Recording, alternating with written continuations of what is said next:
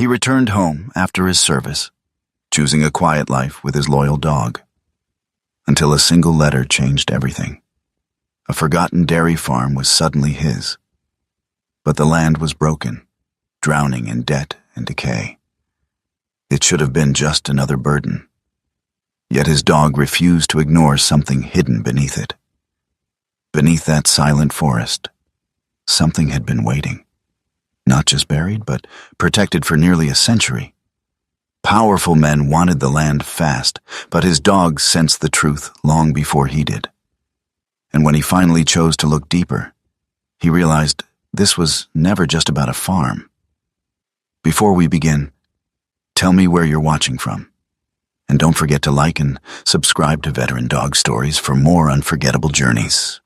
The morning light came quietly through the northern Oregon forest, pale and cold, slipping between tall pine trunks and settling like thin gold dust across the frost-bitten ground. It was the kind of light that didn't warm you. It simply revealed that the world had survived another night. Silas Mercer sat in the driver's seat of a faded pickup truck that had long since stopped belonging to anyone but time. The paint had peeled into dull patches, and the windshield carried a thin crack that stretched like a frozen scar across its surface. He had parked at the edge of the forest 3 nights ago and hadn't moved since. At 43, Silas still carried the unmistakable shape of a man who had once been forged into something precise and lethal. He stood tall when he stood at all, 6'1", with broad shoulders and a lean, hardened build that spoke of years under discipline. His face was sharp, the angles of his jaw clean beneath a layer of short, uneven stubble. His skin had been burned by sun and wind into a permanent bronze, and his eyes, blue-gray, distant, looked like they had learned to expect loss long before it arrived. His hair was cut short, military-style, dark brown with early streaks of silver threading along the temples. Practical. Always practical.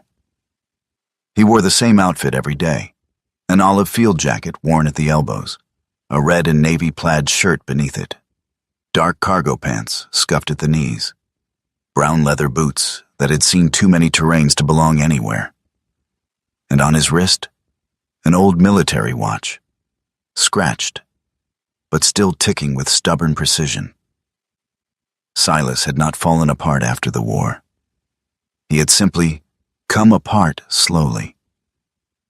Sleep no longer came in full nights, only fragments. Jobs never stayed. People didn't stay either. Somewhere along the line, conversations became shorter, silences longer, until the only thing that remained consistent in his life was the absence of noise, except for one. Behind him, shifting slightly in the truck bed before jumping down with quiet ease, was Ash. The German Shepherd landed softly on the frost-damp ground, his black and tan coat catching the morning light. He was around 5 or 6 years old, prime working age for a K9, his body lean and powerful, built for endurance rather than display. His posture was alert, but not tense, and his movements carried the calm efficiency of a dog that had been trained to think before reacting. Ash's eyes were the most striking thing about him. Deep, intelligent, always watching. Not restless, not anxious, just aware. He approached Silas slowly, placing his front paws on the open truck door, leaning his weight just enough to be noticed. Silas exhaled through his nose. "Yeah," he muttered, voice rough from disuse. "I know." Ash didn't bark. He never barked without reason. Instead, he waited. That was the difference. The envelope had been sitting on the passenger seat since the night before.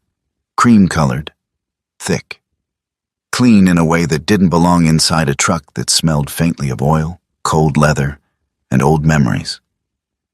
Silas had almost thrown it away when he found it wedged under his wiper blade at a gas station 2 towns back. Almost. But something about it had felt intentional. He picked it up now, turning it over in his hands. The return address read, Dunn and Associates, Legal Counsel, Portland, Oregon. Ash leaned forward slightly, nose twitching. He sniffed the edge of the envelope, then paused. That pause was what made Silas stop. Ash didn't hesitate without reason.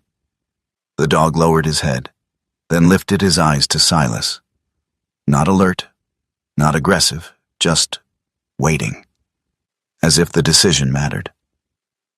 Silas frowned faintly, then tore the envelope open. The law office was warmer than it should have been. Not physically, but in that artificial, controlled way that made everything feel too still, too measured. Silas stood just inside the doorway, boots leaving faint marks on the polished floor, while Ash remained at his side, leash loose, body relaxed, but alert. At the far end of the room sat a man behind a dark wooden desk. Caleb Dunn, 48, maybe 50, medium height, lean build. His posture was straight without being rigid, the kind of composure that came from years of managing problems rather than avoiding them. His hair was dark brown, with streaks of gray at the temples, neatly combed back. His face was long, thoughtful, with lines around the eyes that suggested patience more than age. He wore a charcoal overcoat over a pale blue shirt, sleeves rolled slightly, as if he preferred working through details rather than presenting them. His eyes moved from Silas to Ash, then back again. "You're Mr. Mercer," Caleb said, voice calm, steady. Silas nodded once. Caleb gestured to the chair. "You can sit." Silas didn't. Caleb didn't insist. Instead, he opened a folder and slid it across the desk. "Your uncle Thomas Mercer," he began, "passed away 6 weeks ago." Silas's jaw shifted slightly. No reaction beyond that. "He lived alone," Caleb continued. "No spouse, no children, no immediate family except you." Silas said nothing. Ash, however, had moved closer to the desk. Not aggressively, just closer. "There's a property," Caleb said. "Approximately 400 acres. Former dairy farm, Northern Oregon. It's been in your family for nearly a century." Silas's fingers rested on the edge of the folder. "Why me?" he asked. Caleb hesitated just for a second. "Because he made sure it was you." Caleb leaned forward slightly, lowering his voice. "Your uncle revised his will 3 times in the last 6 months," he said. Silas's eyes narrowed. "Each time, he removed people." A pause. "Neighbors, distant relatives, even a charity he'd supported for years." Silas's grip tightened on the folder. "And the last version?" he asked. Caleb met his gaze. "It names only one heir." Silas didn't move. "Why?" he asked. Caleb shook his head slowly. "I don't think he was choosing someone to inherit the land," he said. A quiet beat. "I think he was trying to make sure it didn't fall into the wrong hands." The rest came quickly after that. Debt.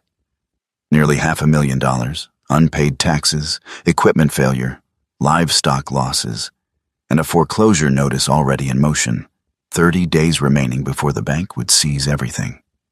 Silas flipped through the papers, each page heavier than the last. "And the alternative?" he asked. Caleb didn't answer immediately. Instead, he glanced toward the glass wall behind Silas. There was someone standing there. A man, tall, well-dressed, motionless. "An offer has already been made," Caleb said carefully. Silas didn't turn yet. "Kane Development Group," Caleb continued. "They're willing to assume the debt and compensate you." "How much?" "Enough to walk away clean." Silas exhaled. Clean. That word again. He placed the pen between his fingers. Ash moved first. No warning, no growl. He stepped directly in front of Silas, blocking his hand. Then, slowly, very slowly, his ears shifted forward. A low sound rumbled from his chest. Not loud, but unmistakable. Silas froze. He followed Ash's gaze and finally turned. The man beyond the glass didn't move. He simply watched. His face was composed, almost pleasant, but his eyes, cold, calculating, the kind of eyes that didn't ask. They took. "Victor Kane," Caleb said quietly.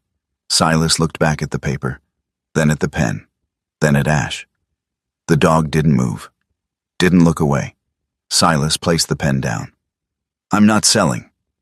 Caleb closed the folder slowly. For the first time, there was something else in his expression. Not surprise, something closer to concern. "You should understand," Caleb said, voice lower now. "This isn't just a financial decision." Silas nodded. "I know." He turned to leave.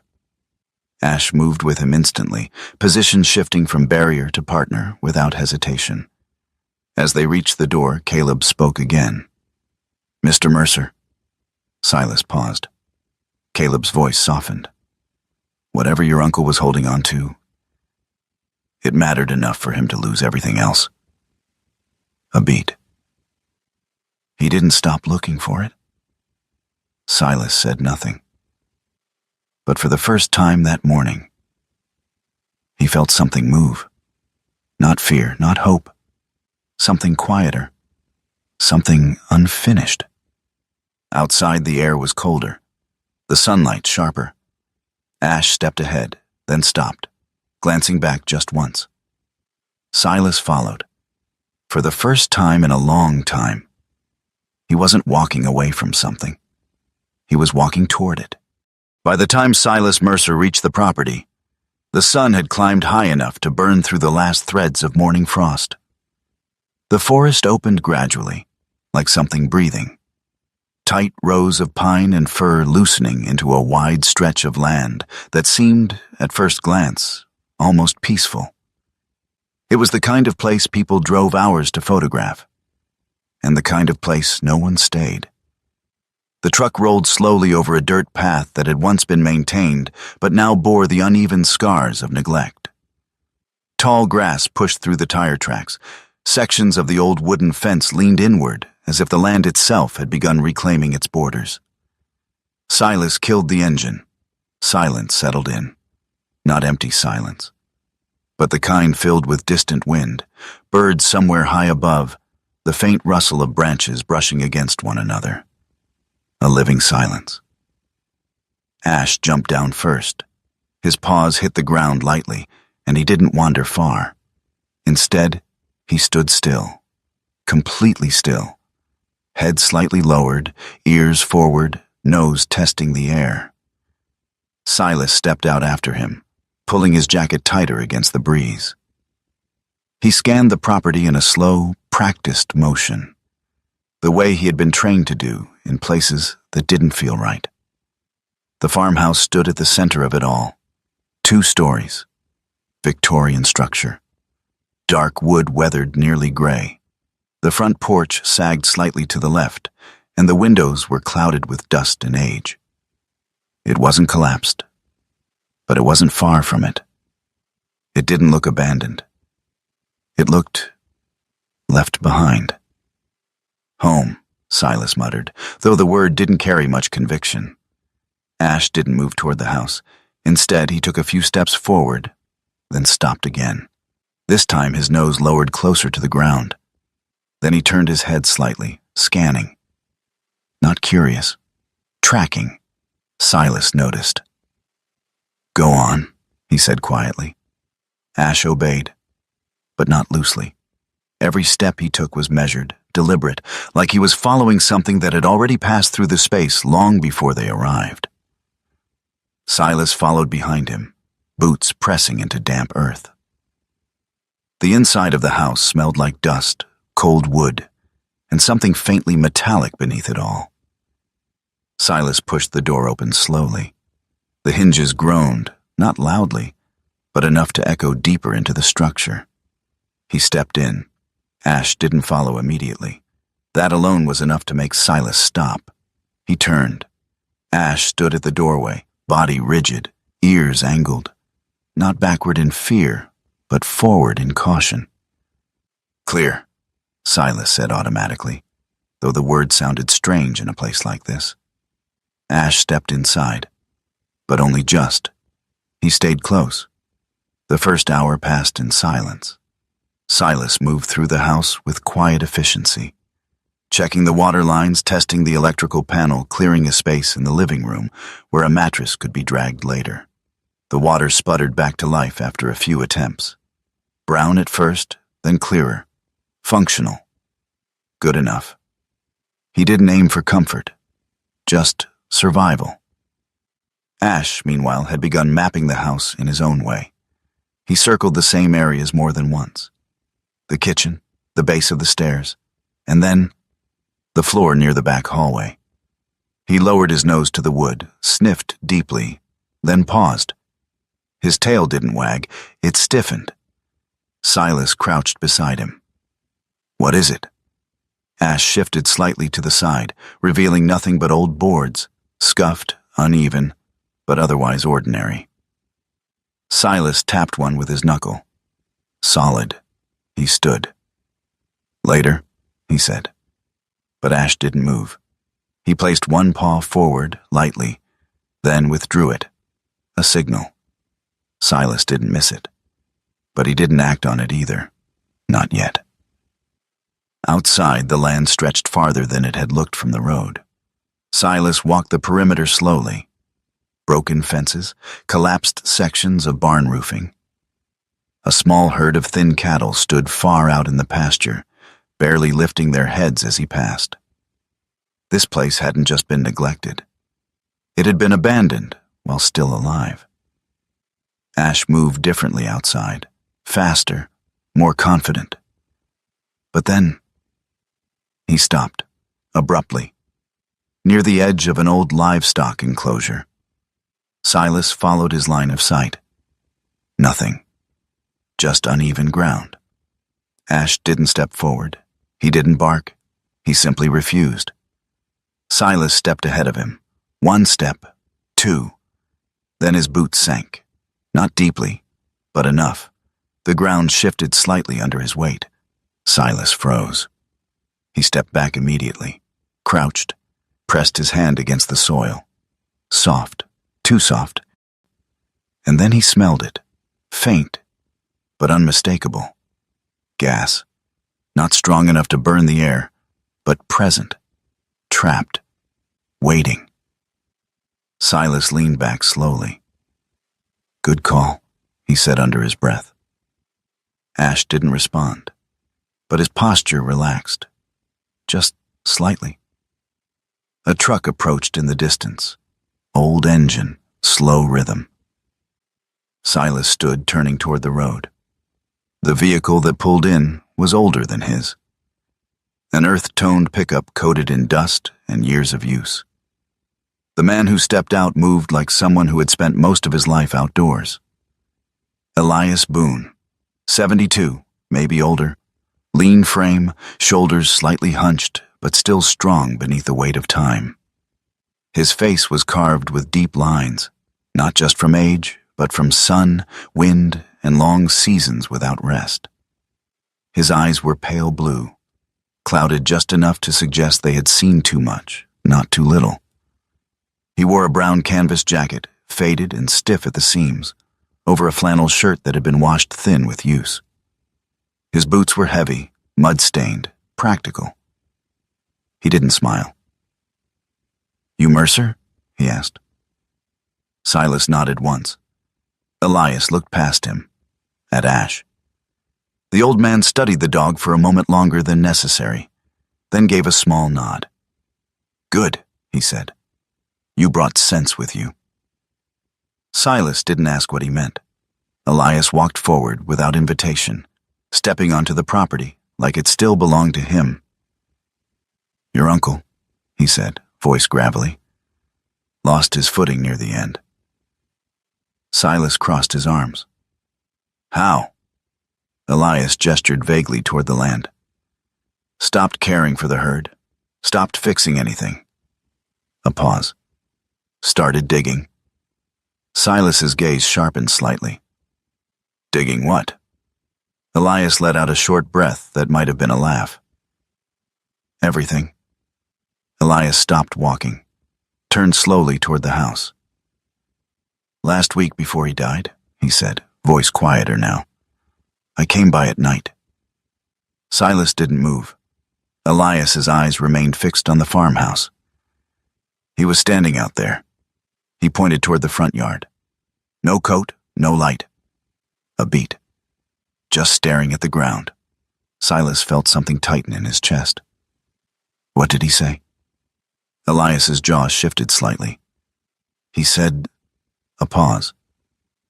It's not buried. Silas frowned. Elias looked at him then, really looked.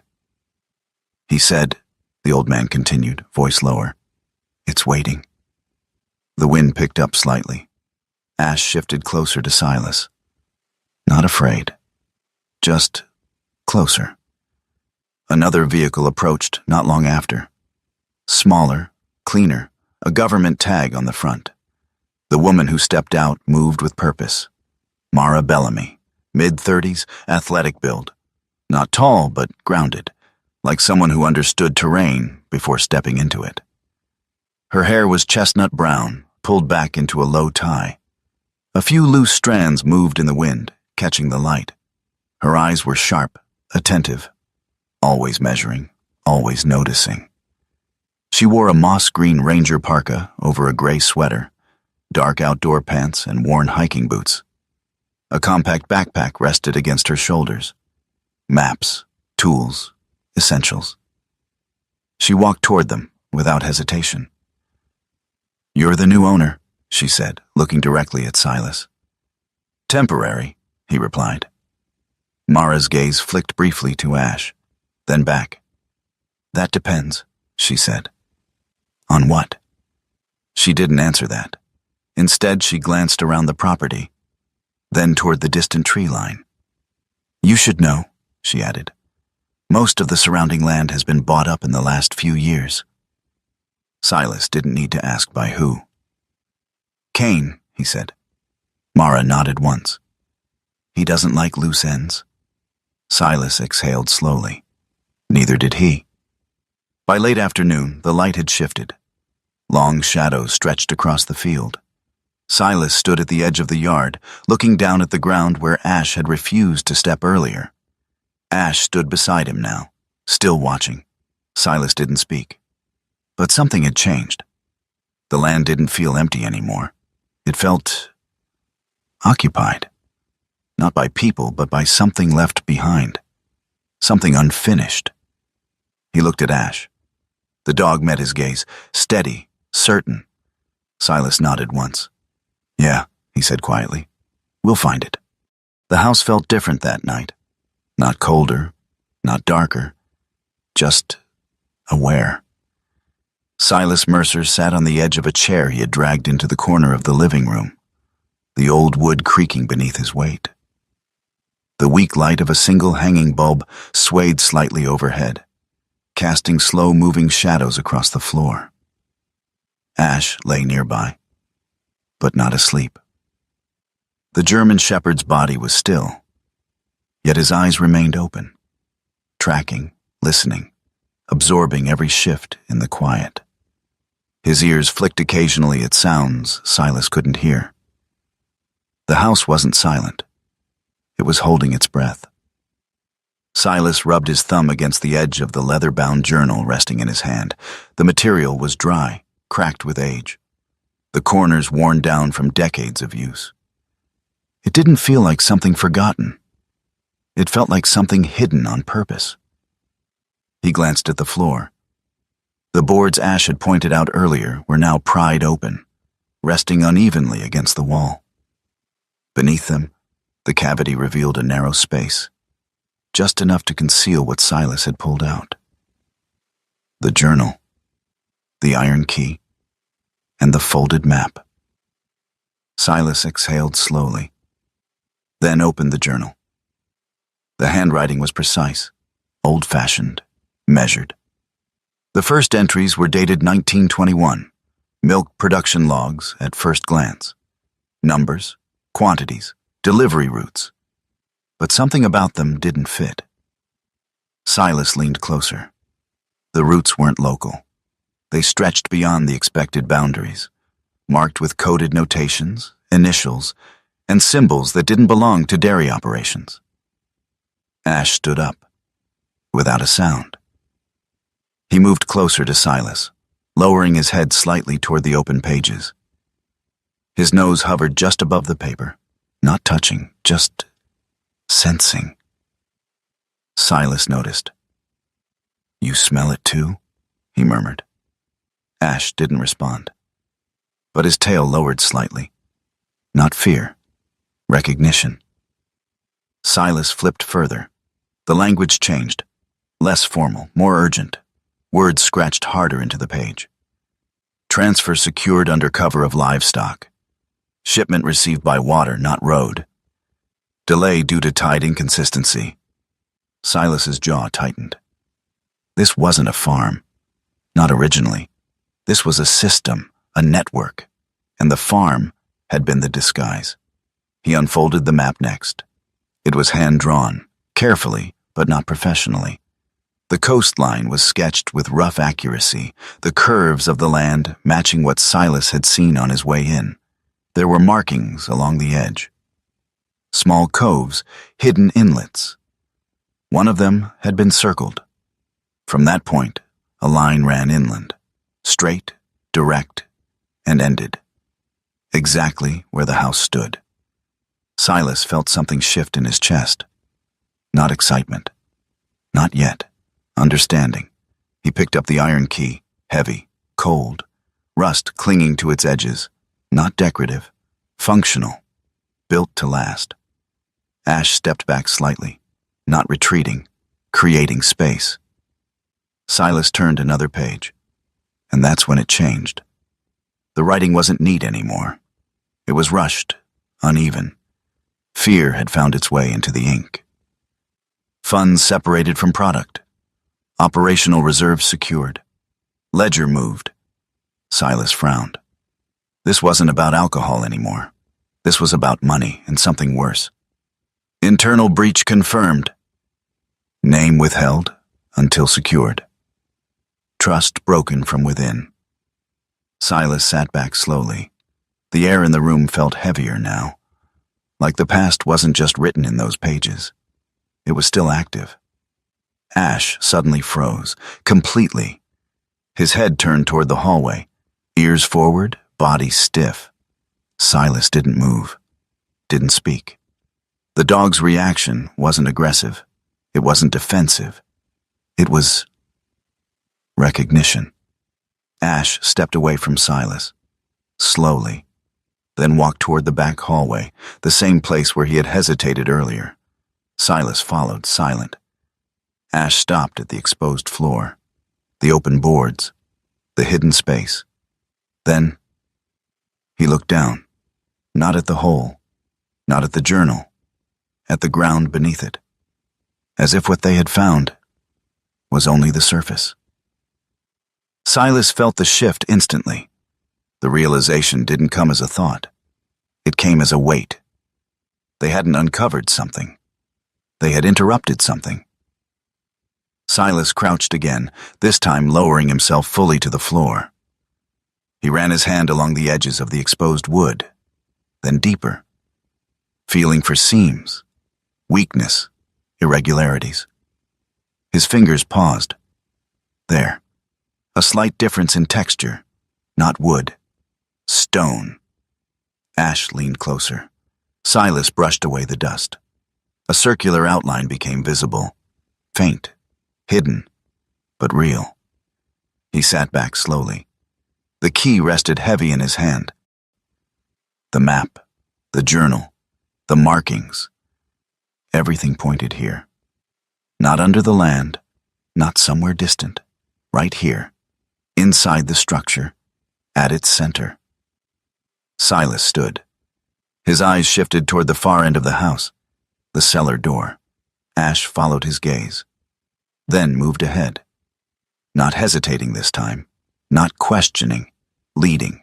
The cellar stairs creaked beneath Silas's weight as he descended. The air changed immediately, colder, damp, thicker. Ash went down first, every step careful, measured. At the bottom, the space opened into a wide, low-ceilinged room. Support beams, stone foundation, old tools scattered across the dirt floor. And, at the center, a massive stone pillar. Silas stopped. The journal hadn't mentioned it directly, but the map had ended here. Ash approached the pillar slowly, circled it once, twice, then stopped, facing it, still. Silas stepped closer. The stone was rough, uneven, built from river rock and mortar. Old, very old. He placed his hand against it, cold, solid. But something about it felt wrong, not unstable, not broken, just out of place. Silas closed his eyes for a moment, and for the first time in years, the memory came back clearly. Not fragmented, not distant. Clear, a narrow alley, a signal missed, a sound ignored. A man calling his name. Too late. Silas opened his eyes. Ash was watching him. Not moving, not pressing, just there, waiting. Silas nodded once. "Not this time," he said quietly. He stepped back from the pillar, looked down at the ground surrounding it, then at the floor above, then at the key in his hand. Everything aligned.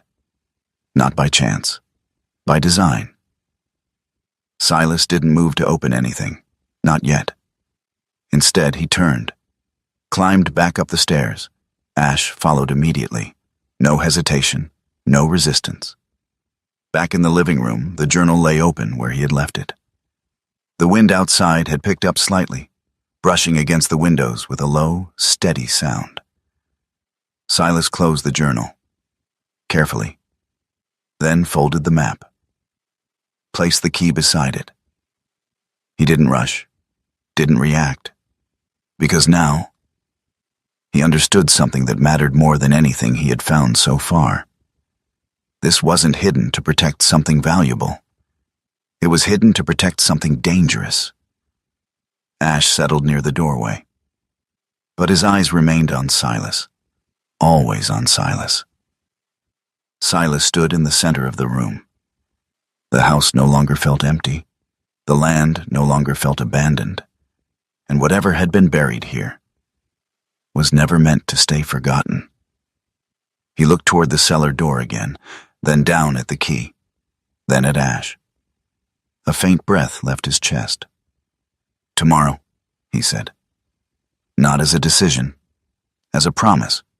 The morning came colder than the day before, but brighter.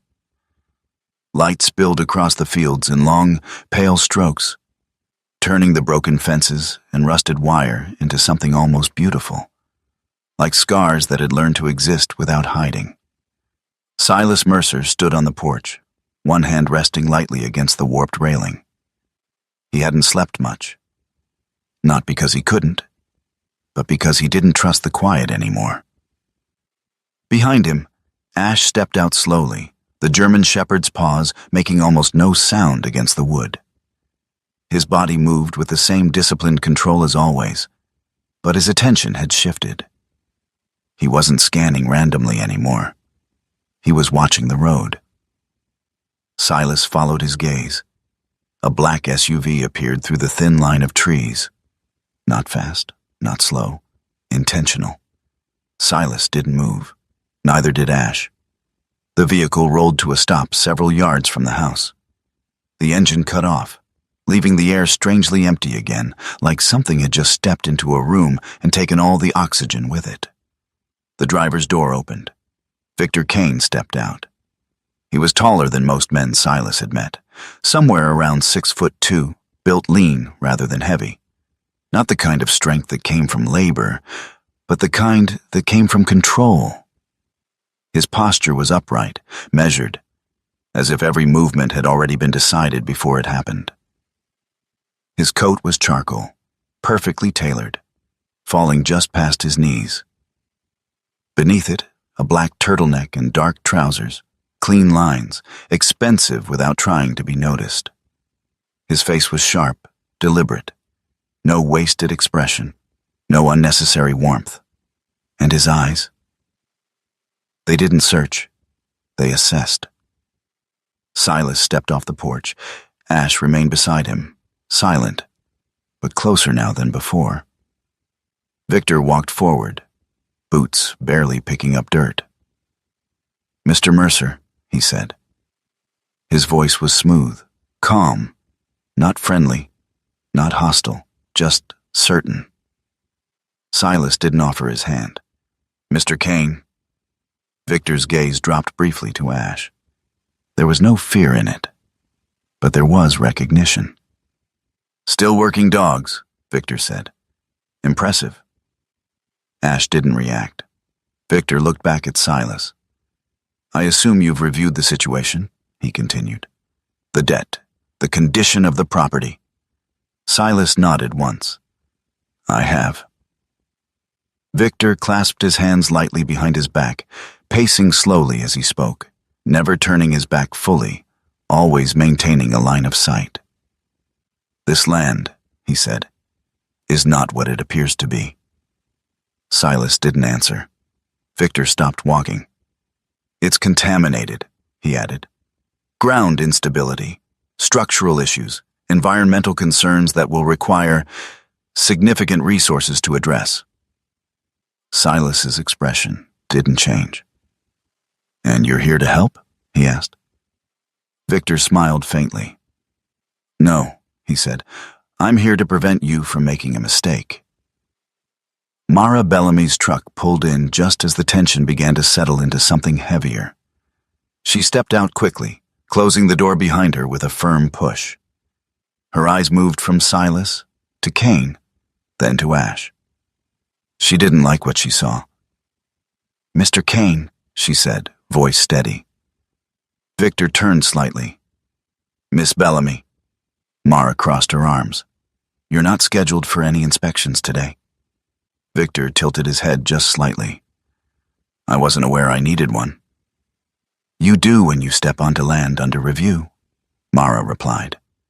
Her tone wasn't aggressive, but it wasn't yielding either. Victor studied her for a moment, then smiled again. "This won't take long." He turned back to Silas. "The bank is moving forward," Victor said. "You have less than a month." Silas didn't need reminding. "I'm offering you a solution," Victor continued. "Immediate debt resolution, financial compensation, clean exit." Silas remained still. "How much?" he asked. Victor didn't hesitate. 75,000. Mara's eyes flicked toward Silas. That number wasn't casual. It was pressure. Silas let the silence stretch. Ash shifted slightly beside him. Not restless, ready. Victor took a step closer. "Take it," he said quietly. "Walk away." A pause. "This place will collapse under its own weight." Silas exhaled slowly, then said, "No." The word didn't echo, but it settled. Victor's smile didn't disappear, but it changed, subtly. "Stubborn," he said. Silas didn't respond. Victor stepped closer still, close enough now that Silas could see the faint lines near his eyes, not from laughter, but from years of holding something back. "You weren't supposed to survive that mission, were you?" The air shifted. Mara stiffened. Ash's body went rigid. Silas didn't move. But something inside him did. A flicker. A memory trying to surface. Silas met Victor's gaze. "You've been looking into the wrong things," Silas said quietly. Victor's expression didn't change. "I look into everything," he replied. Ash stepped forward. Not aggressively, not suddenly, just one deliberate step, then another, until he stood directly between Silas and Victor. He didn't bark.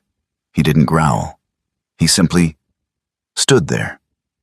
And then Ash turned his head slightly. Not toward Victor, not toward Silas. Toward the ground. Right beneath Victor's feet. Victor paused. Just for a fraction of a second. But Silas saw it. That hesitation. That flicker of awareness. Ash wasn't reacting to the man. He was reacting to the place. And for the first time, Victor Kane stopped moving. Silas felt it instantly. The shift wasn't loud. It wasn't obvious. But it was real. Victor knew something. Not guessed, not suspected. Knew. Victor stepped back, slowly, regaining control. "Think carefully," he said, "because next time, this won't be a conversation." Silas didn't respond. Victor turned, walked back toward the SUV. No rush, no wasted motion. The engine started again, and then he was gone. The silence that followed felt heavier than before. Mara exhaled slowly. "What the hell was that?" she asked. Silas didn't answer right away. Instead, he looked down at Ash. The dog had relaxed slightly, but his eyes were still fixed on the ground. Still watching, still listening. Elias arrived later that afternoon. He didn't need an explanation. One look at Silas's face was enough. "He came, didn't he?" Elias said. Silas nodded. Elias spat lightly into the dirt. "He doesn't come himself unless it matters." Mara looked between them. "You've dealt with him before?" Elias shook his head. "No," he said, "but I've dealt with men like him." A pause. "They don't chase land." He looked out toward the field. "They chase what's under it." Night came faster than expected. The temperature dropped, the wind picked up, and somewhere along the outer fence line, wire snapped. Ash heard it first. He was already on his feet before Silas turned. "Easy," Silas said, grabbing his jacket. But Ash was moving, fast, silent, focused. Silas followed. The flashlight beam cut through darkness as they reached the fence. One section had been cleanly cut, not broken, not worn down. Cut, fresh, the edges still sharp. Silas crouched, examined the ground. Boot prints, 2 sets, recent. Ash moved beyond the fence line, tracking. Then, he stopped, a few yards into the trees. Silas caught up. Ash stood still, head lowered, something in his mouth. He turned, walked back slowly, and dropped it at Silas's feet. A strip of fabric, dark, expensive. Not torn by accident. Pulled. Silas picked it up, ran it between his fingers. Fine weave, high-end. Not something you wore to work a field. Mara stepped closer, looking at it. "That's not local," she said. Elias didn't need to touch it. He already knew. "They're testing you," he muttered. Silas stood, looked out into the darkness, beyond the trees, beyond what could be seen. Ash returned to his side, close, steady, silent. Silas tightened his grip on the fabric. "They're not buying land," he said quietly. Mara looked at him. "What are they doing?" Silas didn't look away from the tree line. "They're hunting." Morning didn't arrive gently. It came sharp and bright, slicing through the broken edges of the farmhouse windows, dragging the night's tension into something visible. The kind of light that forced things out of hiding. Silas Mercer was already in the cellar. He hadn't slept. Not really. The shovel in his hands wasn't new, but it was solid enough. Steel head, worn handle, probably the same one his uncle had used. The same one that had left shallow scars all over the dirt floor, unfinished attempts, abandoned effort, or maybe wrong guesses. Silas stood in front of the central stone pillar again. Up close, it looked even more deliberate than before. The stones weren't random. They were chosen. rounded river rock, fitted tightly, mortared carefully, built to hold weight, or to hide something. Ash stood several feet behind him, watching, not pacing, not restless, just waiting. Silas drove the shovel into the ground. The sound echoed more than it should have. The first attempt was wrong. He dug along the outer edge of the pillar, following instinct, tracing what looked like disturbed soil. The dirt came up easily at first, too easily, loose, recently shifted. He worked for nearly 20 minutes before stopping. Nothing. No metal. No structure. Just earth that had been moved before. Silas leaned on the shovel, breathing steady but heavier now. "Wrong place," he muttered. Ash didn't move, didn't approach, just watched. The second attempt came from logic. Silas moved to the opposite side, measuring distance with his boots, counting out what might have made sense architecturally. If something had been hidden here, it wouldn't be random. It would be aligned. He dug deeper this time, harder. The soil changed, denser, packed tighter. His shoulders burned, his hands tightened around the handle. Still nothing. He stopped again. Silas stood still for a long moment, eyes closed. He could feel it. That familiar edge, the one that came before mistakes, before decisions made too fast. He opened his eyes, looked at Ash. The dog hadn't moved. But now, he stepped forward. One slow step, then another, until he stood beside the pillar.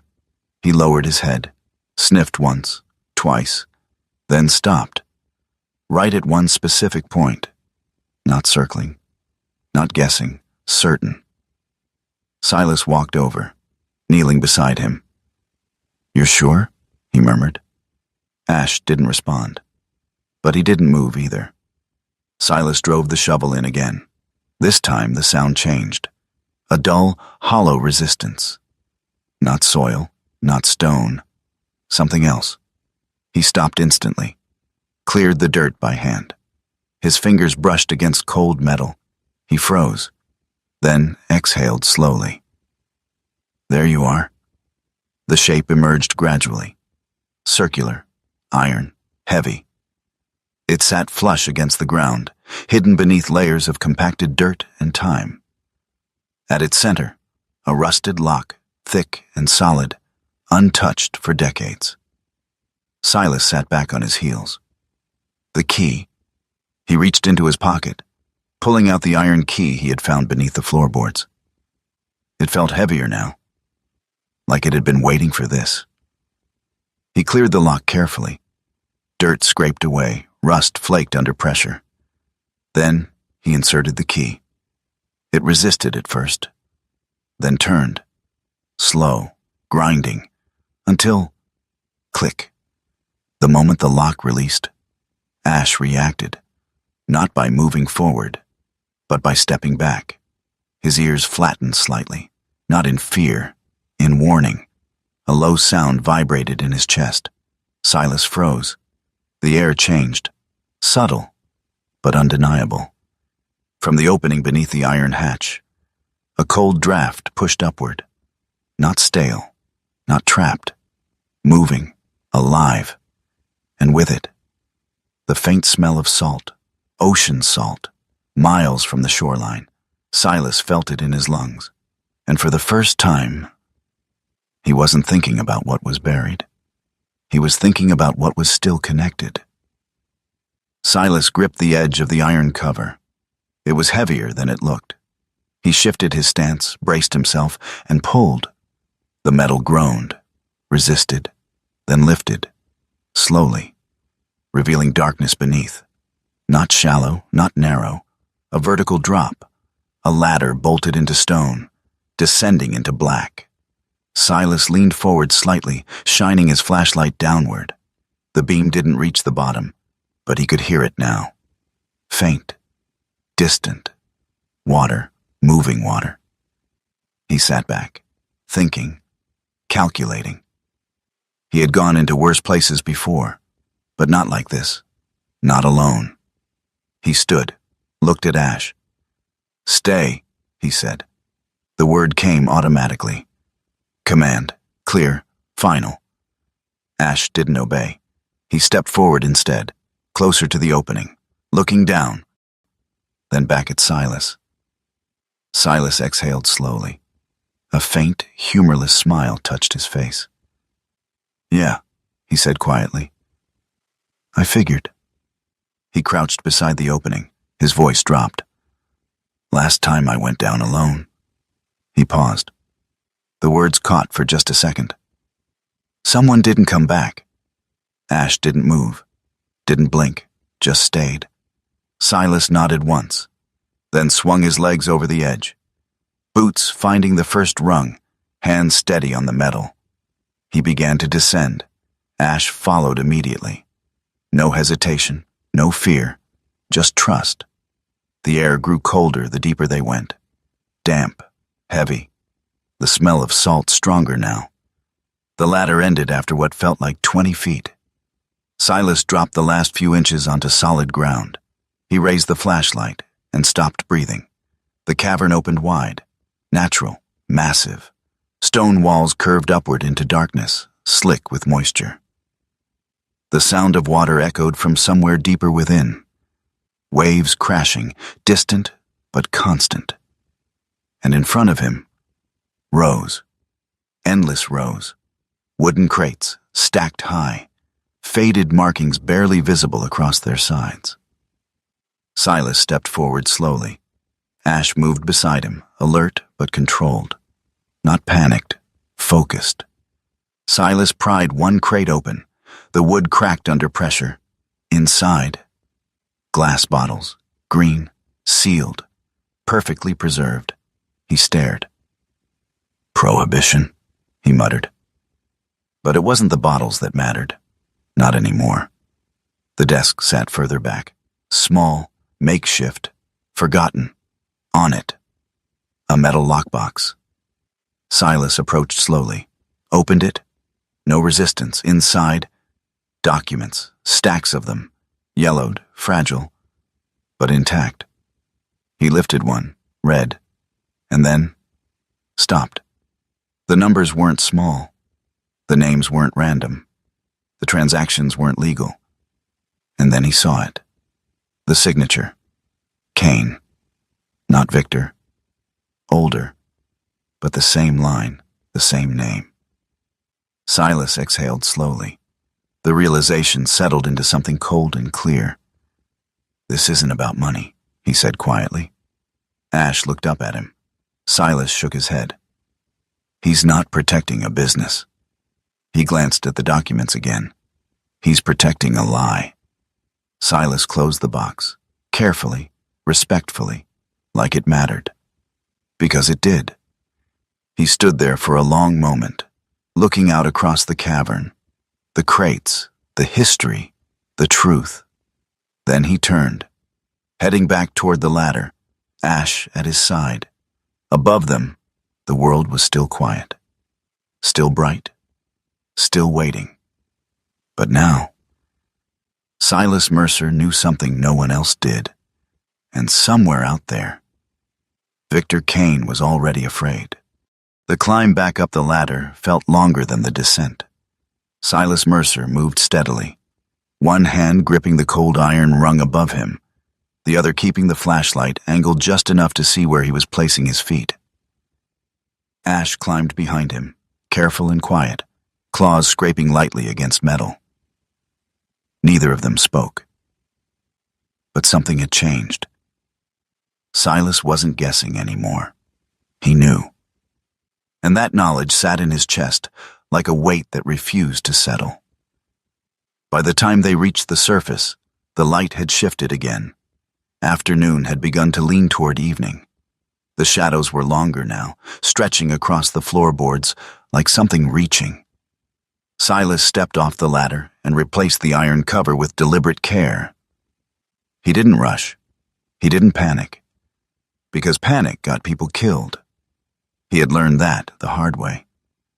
Ash stood nearby, body angled toward the cellar door, not relaxed, not tense, just ready. Silas wiped his hands against his cargo pants, leaving streaks of dirt that matched the ones already there. "We move smart," he muttered. Ash's ears flicked. Agreement. They didn't make it far into the living room before the sound reached them. Footsteps. Not from the house, from below. Silas froze. Ash turned instantly, head snapping toward the cellar. Another sound. Metal. Soft. Careful. Someone was coming up. Silas moved without thinking. He stepped to the side of the doorway, back against the wall, body angled for leverage. His breathing slowed. Not faster. Slower. Controlled. Ash disappeared from view, not running, positioning. The cellar door creaked open. Victor Kane stepped into the room. He didn't look out of place. Not anymore. The pristine edges of his coat were gone. Dirt marked the hem, moisture clung to the fabric, but his posture remained exactly the same. Upright, composed. Like he had rehearsed this moment, only now. He was holding a gun. Matte black.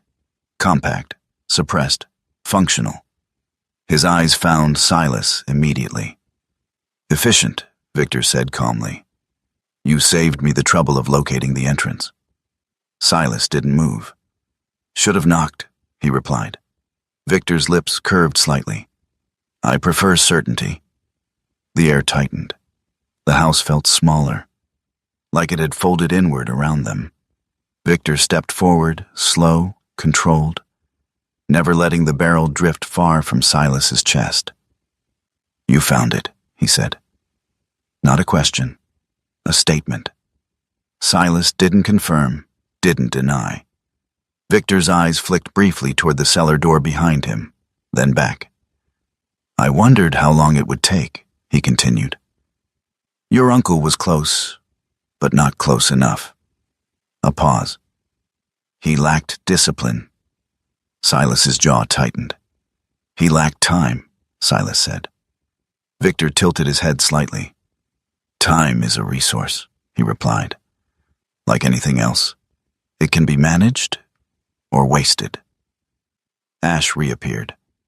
Not in front of Silas, not beside him, behind Victor. Silent, low. His body hugged the shadows, his movement so controlled it barely registered his motion. Victor didn't turn, didn't sense it. But Silas saw, and in that instant, something inside him aligned. Not fear, not anger, timing. Victor took another step forward. "Give me the documents," he said. Silas didn't answer. Victor's voice dropped. "You don't understand what you're holding." Silas met his gaze. "I understand enough." Victor's expression hardened, just slightly. "You understand nothing," he said quietly. "That cave is not a treasure.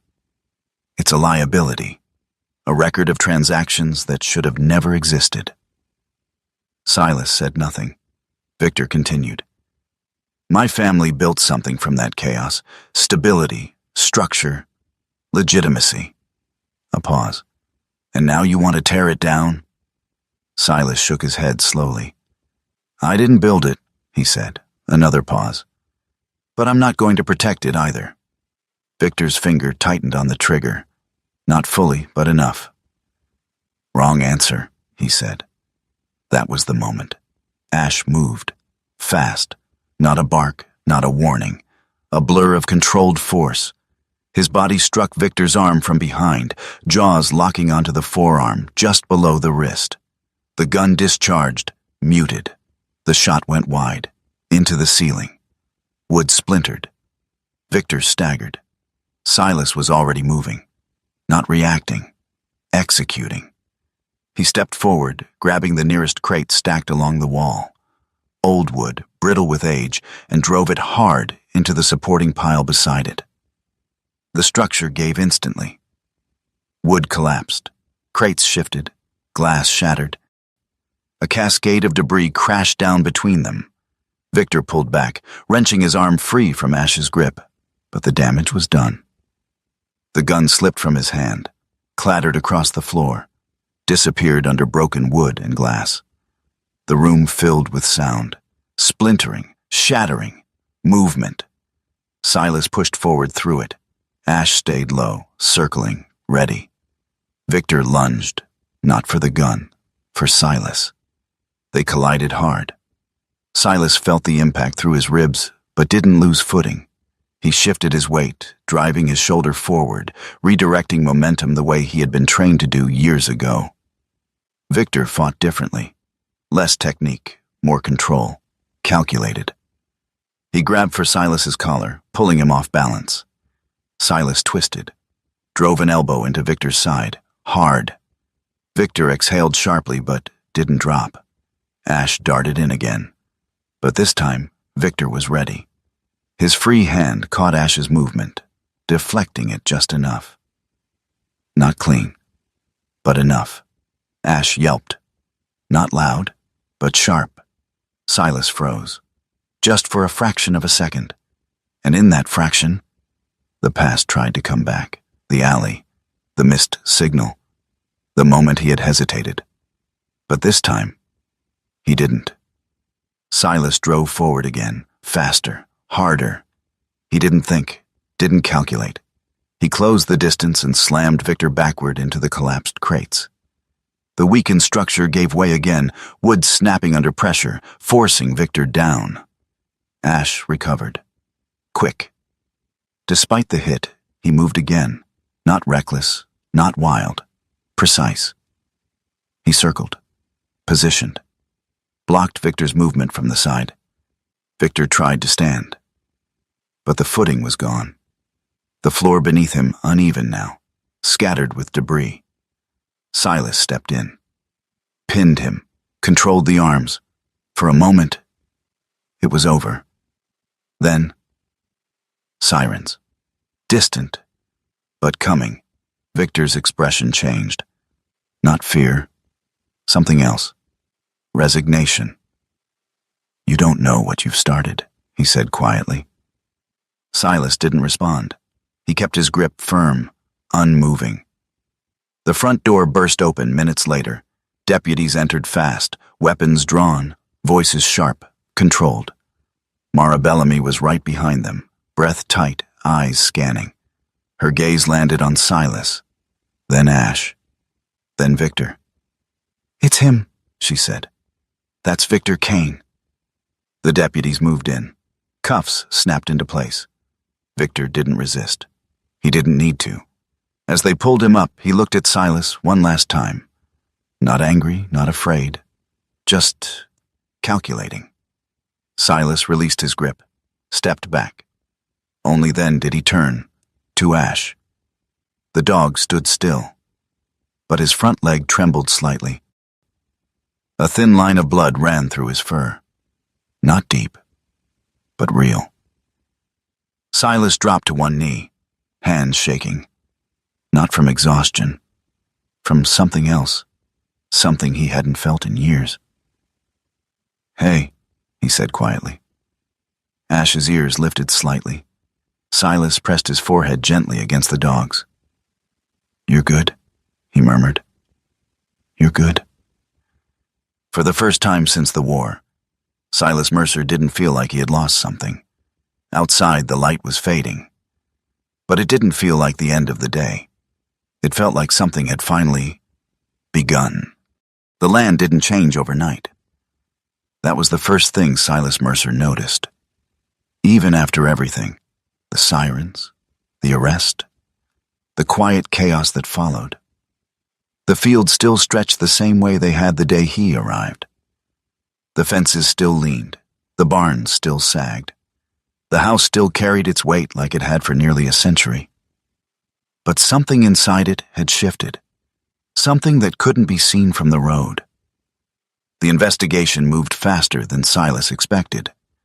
Not because the system worked quickly, but because what they had found beneath the property couldn't be ignored. Within 48 hours, federal vehicles replaced county cruisers. Men and women in plain jackets arrived, their movements efficient, their questions precise. They didn't waste time asking what Silas had found. They already knew. Or at least, they knew enough. One of them stood out. Agent Daniel Rourke, mid-40s, tall but not imposing in the traditional sense. His build was lean, controlled, like someone who preferred observation over force.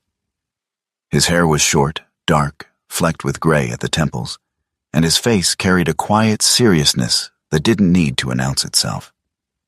His eyes were sharp, focused, but not cold. He approached Silas on the second day. "Mercer," he said, extending a hand. Silas shook it once, firm, measured. Rourke glanced briefly toward Ash, who stood beside Silas, posture relaxed but attentive. "Good dog," he said. Ash didn't move, didn't need to. Rourke didn't speak in long explanations. He spoke in fragments. "The documents, they're real." Silas nodded. "I figured." Rourke exhaled slightly. "There's enough there to open multiple federal cases, financial fraud, historical laundering, asset concealment across decades." He paused. "And more." Silas didn't ask what more meant. He didn't need to. "Victor Kane isn't the end of it," Rourke added quietly. Silas looked past him, toward the tree line. "I know." Ash suddenly stepped forward, not toward Rourke, not toward Silas, toward the edge of the yard. His ears lifted, body still. Then he sat, right there in the grass, facing outward, not guarding, not tracking, waiting. Silas frowned slightly. Ash didn't sit like that without reason. Rourke noticed too. "What's he doing?" the agent asked. Silas didn't answer, because he didn't know, but something about it felt final, like the dog wasn't reacting to danger, but to its absence. The weeks that followed were slower, not easier, just grounded. Silas didn't see a single dollar. Not at first. Everything had to be verified, cataloged, authenticated. The crates below were documented one by one, each bottle examined, each marking recorded. The process wasn't quick, and it wasn't clean, but it was necessary. The past, it turned out, couldn't just be uncovered. It had to be understood. Mara Bellamy remained close through it all. Not because she had to, but because she chose to. She moved between roles with quiet efficiency, sometimes assisting federal teams with land documentation, other times simply bringing supplies or checking in. Her presence wasn't loud. It didn't demand attention, but it stayed. One morning she arrived with coffee. 2 cups, black. Silas was already outside, working on the fence. He had replaced 3 posts by then. Not perfectly, but better. Mara leaned against the truck, watching him for a moment. "You don't strike me as a farmer," she said. Silas drove the hammer down once more. "I'm not." She handed him the coffee anyway. "Then what are you doing?" Silas looked out over the field, then down at Ash, who lay in the grass nearby, head resting on his paws, eyes half closed but still aware. "Fixing something," he said.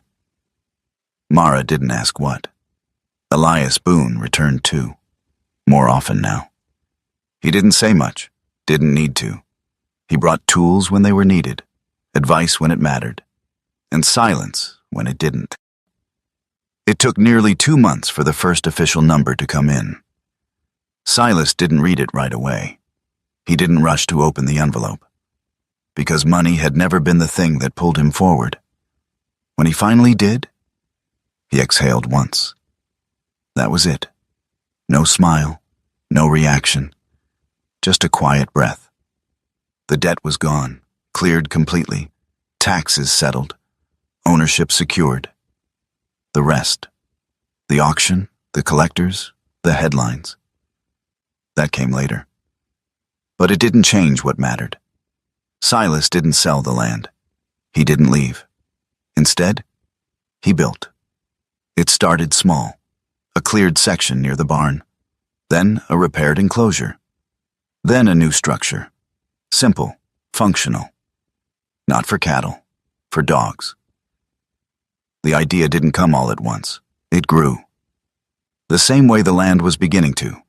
Slowly, naturally, a place for veterans, not a program, not a system, just a place where people who had come back, different, could learn how to move forward again, not alone. Ash healed faster than expected. The injury had been shallow, painful, but not permanent. Within weeks, he was moving the same way he always had. Steady, alert, present. Silas watched him one afternoon as he lay in the sun. No tension, no urgency, just still. It was a different kind of strength. Rourke visited once more before everything closed. No uniform, no case files, just a quiet conversation by the porch. "You did something most people wouldn't," the agent said. Silas shook his head slightly. "I just didn't walk away." Rourke nodded. "That's usually the difference." When he left, he didn't say goodbye. Neither did Silas. Because some things didn't need words. The seasons shifted. The air warmed. The grass grew thicker. The fences stood straighter. And one evening, Silas found himself standing on the porch, exactly where he had been on his first day. But not the same. Ash stood beside him, closer now, not watching the road, not listening for movement, just there. Silas rested his hand gently against the dog's head, fingers pressing into the thick fur between his ears. Ash didn't move, didn't look up. He didn't need to. Silas exhaled slowly, then said quietly, "You saw it before I did." The wind moved through the trees, soft, steady. Ash didn't answer, but he stayed. And for the first time in a long time, Silas Mercer didn't feel like he was waiting for something to end. He felt like he had finally found where to stand. Sometimes miracles don't come as light from the sky or voices in the dark. Sometimes they arrive quietly, through a loyal companion, a second chance, or a moment when you choose not to walk away. Silas Mercer didn't find salvation in money or buried treasure.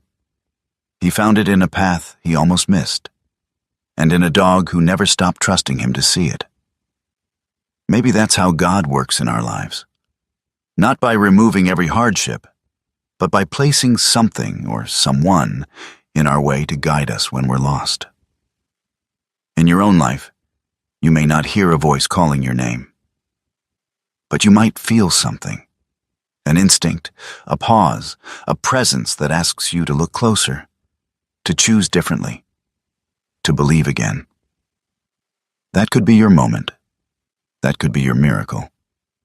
If this story touched your heart, take a moment to share it with someone who might need hope today. Leave a comment and tell us where you're watching from. We would love to hear your story. And don't forget to subscribe to Veteran Dog Stories for more stories of courage, faith, and the unbreakable bond between humans and their dogs. May God watch over you, guide your steps, and bring peace to your heart wherever you are.